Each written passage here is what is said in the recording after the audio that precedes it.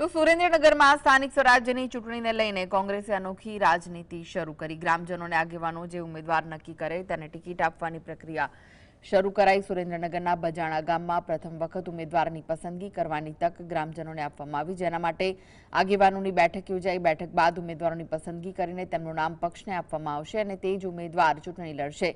કોંગ્રેસ દ્વારા આ પ્રકારનો નિર્ણય પ્રથમ વખત લેવામાં આવ્યો છે, જેમાં ગ્રામજનોને આગેવાનો જેના પર મહોર લગાવે તે જ કોંગ્રેસનો ઉમેદવાર બનશે, જેને લઈને અનોખી રાજનીતિ શરૂ થઈ છે। સુરેન્દ્રનગર જિલ્લાની અંદર લગભગ તમામ જગ્યાએ તાલુકા પંચાયત અને જિલ્લા પંચાયતની બેઠકોમાં ખૂબ જ્વલંત વિજય થવાનો છે, એમાં અમને કોઈ જ શંકા રહી નથી। બધા જ સમાજો સાથે મળીને હળી મળીને એ અત્યારે બધા ભાગ લઈ રહ્યા છે। ભારતીય જનતા પાર્ટીની જે મેલી મુરાદ છે કે સમાજ વચ્ચે ભાઈ વચ્ચે ભાગલા પડાવી, એ લોકો વચ્ચે અશાંતિ પેદા કરી અને મતોનું રાજકારણ રમી લોકોના મતોની લૂંટ કરવાનું જે ષડયંત્ર છે, એ ષડયંત્ર આ વખતે ચાલે તેમ નથી।